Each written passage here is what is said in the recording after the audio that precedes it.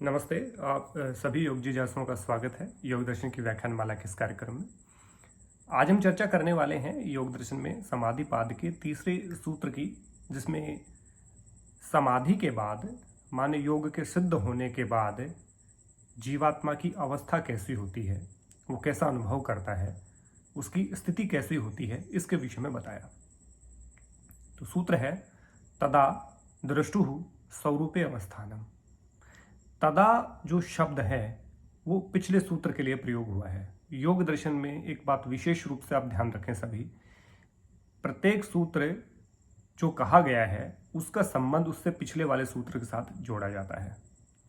लगभग ऐसे सूत्र आपको मिलेंगे जो पहले सूत्र के साथ ही उसकी व्याख्या को आप अच्छे से समझ पाएंगे। यदि बीच में से आप उसको समझने का प्रयास करेंगे तो शायद आपको समझ में ना आए। इसका उदाहरण आप इस बात से ले सकते हैं, यदि आपने योगश्चित्त वृत्ति निरोध सूत्र नहीं पढ़ा है तो तदा दृष्टु स्वरूपे अवस्थानम को नहीं समझ पाएंगे आप। इसलिए एक एक सूत्र को समझना जरूरी है और पिछले सूत्र को उससे रिलेट करना भी जरूरी है। तो यहाँ जो तदा जो शब्द है, तदा माने तब। अब ये तब किसके लिए प्रयोग हुआ? तब जब योगश्चित्त वृत्ति निरोध है, चित्त की सभी वृत्तियों का जब निरोध हो जाएगा तब ये तदा उसके लिए प्रयोग हुआ है। तो पिछले सूत्र में कहा योगश्चित्त वृत्ति निरोध है, जब चित्त की वृत्तियों का निरोध हो जाता है तो योग हो जाता है, योग सिद्ध हो जाता है, माने समाधि हो जाती है। तो जो समाधि है उस सूत्र के सार के बाद, यानी वो सूत्र जब कंप्लीट हो गया, आपने उसको प्रैक्टिस में लेकर के आ गए, वो कंप्लीट हो गया, तब महर्षि पतंजलि कहते हैं तदा दृष्टु स्वरूपे अवस्थानम, यानी तब दृष्टु। दृष्टु कौन होता है? जीवात्मा, जिसको हम पुरुष कहते हैं, जीवात्मा कहते हैं, उसी को हम आत्मा कहते हैं। तो आत्मा, जीवात्मा, पुरुष, ये एक ही नाम है। माने कहीं पुरुष कह करके संबोधित किया है तो पुरुष का मतलब स्त्री और पुरुष वाला पुरुष मत समझना, पुरुष का मतलब आत्मा होता है। जीवात्मा भी आत्मा ही को कहते हैं और आत्मा तो आत्मा है ही। तो इसलिए कंफ्यूज होने की जरूरत नहीं है, तीनों शब्द एक ही रूप में प्रयोग होते हैं। तो जो दृष्टु है, दृष्टु माने जो जीवात्मा है उसको दृष्टु कहा है। तो दृष्टु है स्वरूपे, जो उसका स्वरूप होता है, जो उसकी वास्तविक जो स्थिति होती है उसमें अवस्थानम, वो स्थित हो जाता है।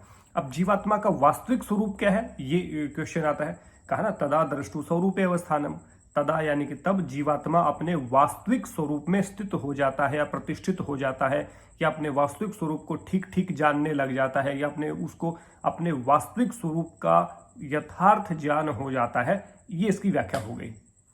अब वास्तविक या यथार्थ या वास्तविक जो स्वरूप है वो होता क्या है?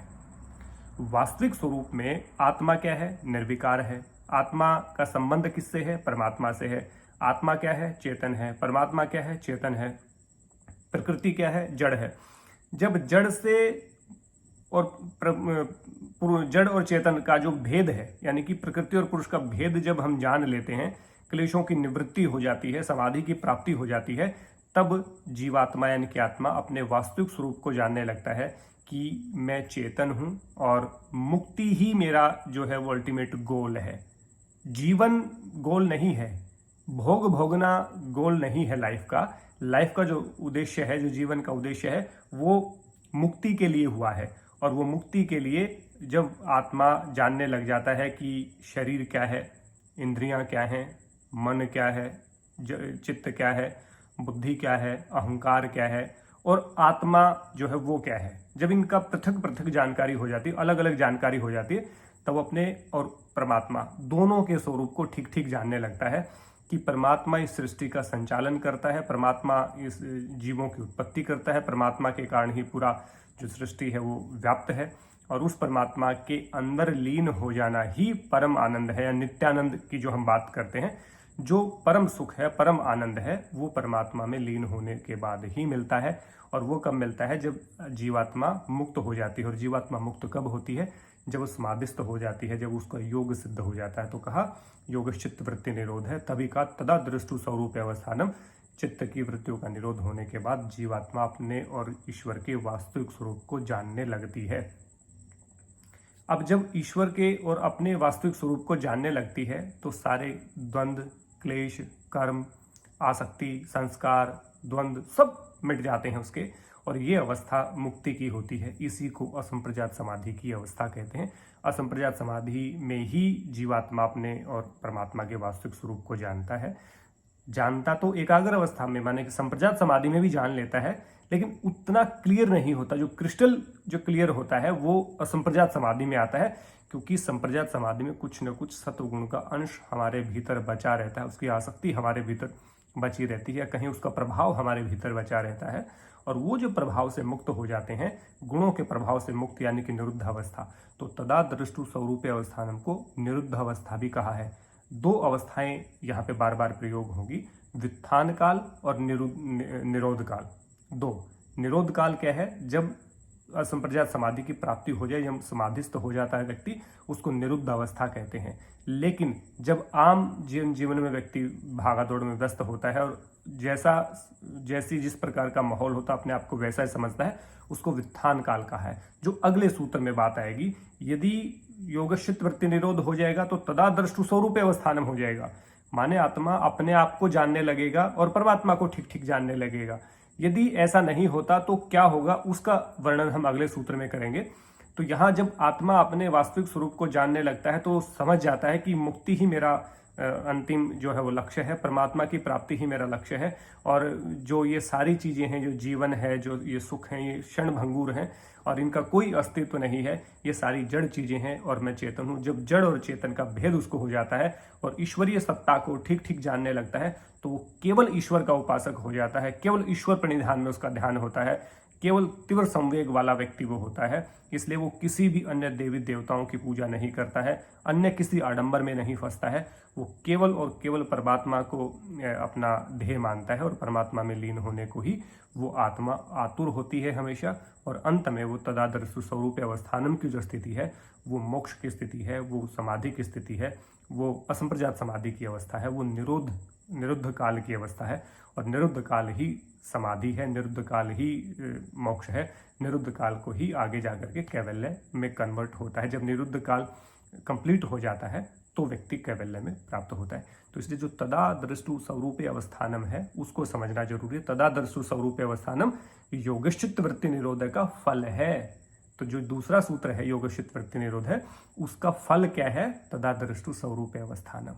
और यदि योगश्चित वृत्ति निरोध नहीं हुआ, चित्त की वृत्तियों का निरोध नहीं हुआ, तो तदा दृष्टु स्वरूप अवस्थान को भूल जाइए और उससे आगे वाला जो सूत्र है वृत्ति सारूप मित्रत्व, जिसकी हम कल चर्चा करेंगे, वो सूत्र अप्लाई होगा। तो यदि समाधि हो जाती है तो तदा दृष्टु स्वरूप अवस्थानम आएगा, नहीं होती तो उससे आगे वाले सूत्र को हम कंसिडर करेंगे कि ये सूत्र के अकॉर्डिंग हमारा जीवन चल रहा होता है। इसलिए तदा दृष्टु स्वरूप अवस्थानम में आना है तो योगश्चित वृत्ति निरोध है, चित्त की वृत्तियों का निरोध आपको करना पड़ेगा। योग दर्शन को जितना समझेंगे, जितना पढ़ेंगे, खोज करके पढ़ेंगे, तो आपको लगेगा कि हाँ, ये जीवन का वास्तविक सार जो है, अनुशासन का जो दर्शन है वो योग दर्शन है, योग शास्त्र है। तो उसको अनुशासन का शास्त्र भी कहा है। और उसको जब जीना शुरू करेंगे तो आपको वास्तविक आनंद की अनुभूति होगी। और सांसारिक जीवन को जीते हुए ही योग दर्शन को जीना है और उस सांसारिक जीवन के अंदर ही सामंजस्य स्थापित करना है, वही वास्तविक और सच्चा योग है। इसलिए ये ना समझें कि मैं तो बिजनेस करता हूँ, मेरा तो काम दूसरा है, मैं तो योग नहीं करता, मैं योग टीचर नहीं हूँ। योग टीचर तो आपको योग में प्रेरित करता है, आपकी योग की समस्याओं का समाधान करने का काम करता है। योग टीचर का मतलब ये नहीं कि आपका फैट लॉस कर रहा है, आपकी मोबिलिटी को बढ़ा रहा है, आपको आपके इम्यून सिस्टम को स्ट्रॉन्ग कर रहा है, आपको मेडिटेट करवा रहा है। ये काम केवल टीचर का नहीं है। टीचर आपको योग में प्रेरित करता है। योग में अनेकों शाखाएं हैं, अनेकों मार्ग हैं, अनेकों तरह की साधनाएं हैं। आप किसी भी तरह की साधना करके अल्टीमेट उस समाधि तक पहुंच सकते हैं जहां पे इसका अंतिम लक्ष्य कहा है। इसलिए ये जो सूत्र है तदा दृष्टु स्वरूप अवस्थानम, इसको अच्छे से समझें। और ये सूत्र योगश्चित वृत्ति निरोध का फल है, यानी उसका परिणाम है, उसका रिजल्ट है। ऐसे ही और भी आपको सूत्र जानने हैं। यदि पढ़ने का शौक आप रखते हैं तो मेरी लिखी हुई जो योग दर्शन पुस्तक है वो भी आप खरीद सकते हैं। उसमें भी मैंने डिटेल में पूरा उदाहरण दे करके उनको समझाया है। और वो मेरी बुक कहाँ से खरीद सकते हैं, इस वीडियो के डिस्क्रिप्शन में मैं उस लिंक को डाल दूंगा, तो वहाँ से आप बुक भी खरीद सकते हैं। और यदि आपको डिटेल में योग दर्शन का कोर्स करना चाहते हैं तो हमने कोर्स को भी पढ़ाया हुआ है, वर्ड टू वर्ड, उसके अर्थ, शब्दार्थ, भावार्थ और उसकी व्याख्या को, वो भी आप जा करके बाई कर सकते हैं। उसका भी मैं लिंक डिस्क्रिप्शन में डाल दूंगा। तो आप चाहें तो हमारा योग दर्शन का कोर्स भी ले सकते हैं, जिसमें सारी वीडियोज हैं उन वीडियोज़ को आप देख सकते हैं, आपको एक्सेस मिलेगा। और यदि आप पुस्तक पढ़ना चाहते हैं तो आप घर पे बैठे पुस्तक मंगवा सकते हैं। योग दर्शन सरल भाषा में है, हिंदी भाषा में है, तो आपको समझने में और भी आसानी होगी। इसी प्रकार आप जुड़े रहिए। और जो भी लोग योग से जुड़े हुए हैं, ऑथेंटिक ग्रंथ पढ़ना चाहते हैं, योग के शास्त्र पढ़ना चाहते हैं, योग की रियल जानकारी चाहते हैं, उनको भी आप इस वीडियो को शेयर कर सकते हैं, ताकि वो भी इस चैनल पे आकर के आप ज़्यादा से ज़्यादा लाभान्वित हो सकें। आप सब लोगों का बहुत बहुत धन्यवाद। जय हिंद, जय भारत, सबको नमस्ते।